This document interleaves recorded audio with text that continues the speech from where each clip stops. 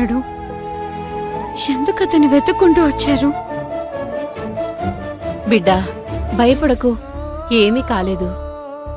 ఏమీ కాకపోతే ప్రేమ్ని వెతుక్కుంటూ మనింటికి ఎందుకొస్తారమ్మా? బిడ్డా, ఈ గొడవ మనకి సంబంధించింది కాదు. వాళ్ల పిల్లాన్ని వాళ్ళు వెతుక్కుంటున్నారు. నువ్వు కంగారు పడకు. అది కాదమ్మా. గంగా, ఏమీ కాదు, వెళ్ళి రెస్ట్ తీసుకో. స్నేహ, గంగ లోపలికి తీసుకెళ్ళు. పదగంగా.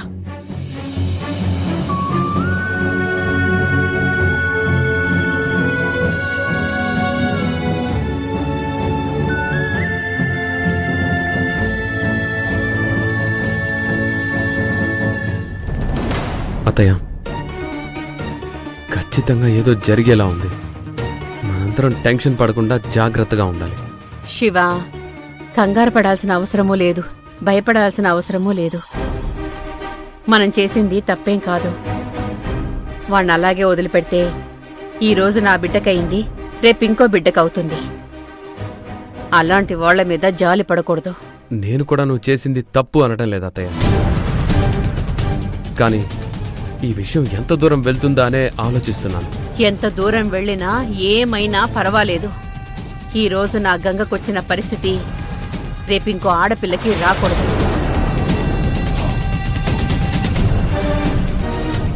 శివగారు, అసలు ఏమైంది? స్నేహ, అన్ని విషయాలు తెలుసుకోకపోవడమే మంచిది. కాకపోతే ఇప్పుడు మన ఫ్యామిలీ ఆపదలో ఉంది. ఈ ప్రమాదం నుంచి బయటపడాలంటే మనం ధైర్యంగా ఉండాలి. అలాగైతేనే ఇంత పెద్ద టాస్క్ని ఫినిష్ చేయగలం. సరే శివగారు, కాకపోతే గంగకి ఎలా చెప్పాలో ఏం చెప్పాలో తెలియడం లేదు. భయం లేదులే స్నేహ, గంగకి నేను నచ్చి చెప్తాను.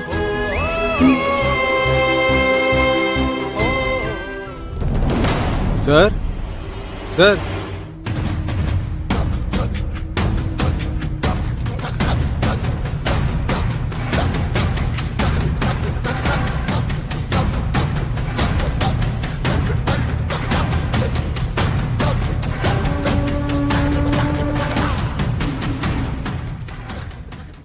ఏంటి కుమార్, బాబు గురించి ఏమైనా తెలిసిందా? లేదు సార్, అన్ని చోట్ల ట్రై చేశాను. బాబు ఆచూకీ తెలియలేదు. బాబు ఫోన్ సిగ్నల్స్ గంగా అనే అమ్మాయి ఇంటి దగ్గర ఆగిపోయాయి.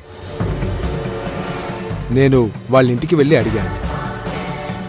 ఆ అమ్మాయిని సమాధానం చెప్పనివ్వలేదు. వాళ్ళ బాబా అమ్మగారు అడ్డుపడ్డారు.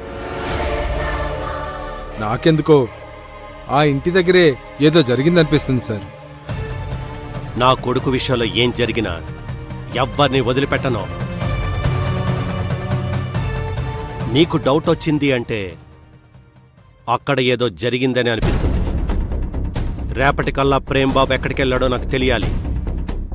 లేదంటే నేను ఎవరిని వదిలిపెట్టను. నా ప్రేమ్ కోసం నేను ఏమన్నా చేస్తాను. సార్, చిన్నబాబు ఫ్రెండ్స్ని తీసుకుని ఊరు వెళ్ళడం, 10-15 రోజులు కనిపించకపోవడం చాలాసార్లు జరిగింది కదా. ఈసారి ఎందుకు కంగారు పడుతున్నారు? ప్రతిసారి వాడు ఎక్కడున్నా నాకు ఫోన్లో టచ్లో ఉండేవాడు. ప్రతిరోజు ఏదో ఒక టైంలో నాకు ఫోన్ చేసేవాడు. ఏటీఎం నుంచి డబ్బులు తీయడం, ఆన్లైన్లో ఏదో ఒకటి కొనడో చేసేవాడు. బట్ ఈసారి అవి రెండూ జరగలేదు. అందుకే నాకు డౌట్గా ఉంది. వెళ్ళి వాళ్ళ గురించి ఇన్ఫర్మేషన్ గ్యాదర్ చేయి. Okay sir.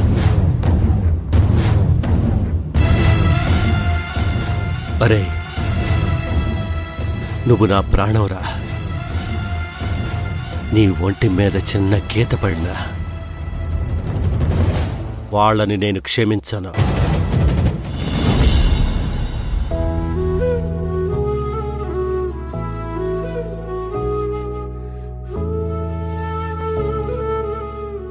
అయ్యా,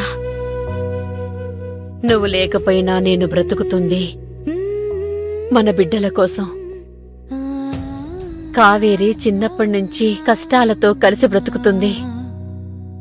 పెళ్ళయ్యాక అత్తారింట్లోనైనా సుఖపడుతుంది అనుకుంటే అక్కడ కూడా అది ఎదురెదుతోంది. తన వాళ్లతోనే తను యుద్ధం చేస్తోంది.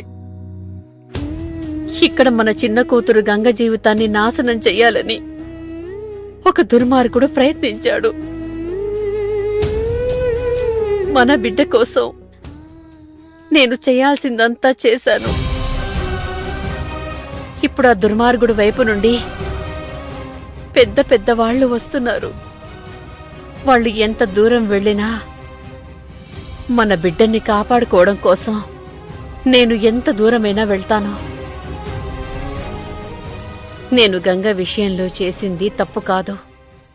ఆ దుర్మార్గుడి తరపున ఎంతమంది వచ్చినా నేను ఎదిరిస్తాను. ఆ ధైర్యం నాకివ్వయ్యా.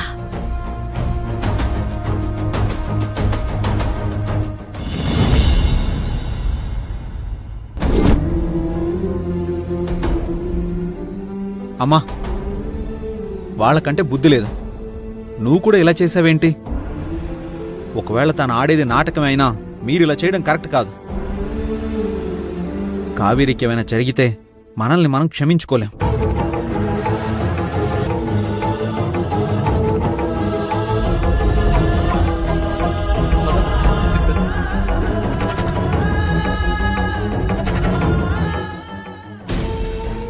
యమజ, పవనమ్మ చాలా సీరియస్గా ఉంది.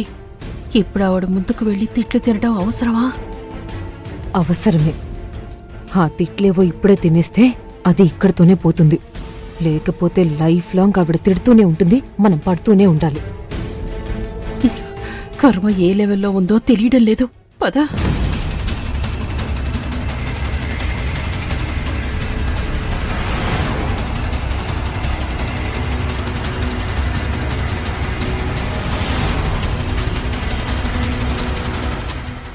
అత్తయ్య,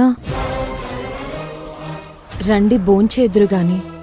ఇప్పటికే చాలా ఆలస్యమైంది. వద్దు, నాకేం ఆకలిగా లేదు. అలా అంటే ఎలా అత్తయ్య? డిన్నర్ లేట్ చేస్తే మీ హెల్త్ పాడవుతుంది. అసలు మీ ఇద్దరికి బుద్ధుందా? మీరు చేసిన యదవ పని వల్ల అర్జున్ ముందు నా పరువు పోయింది. అది కాదత్తయ్య, ఆ కావేరి ఆడుతున్న నాటకం బయట పెడదామనుకున్నాను.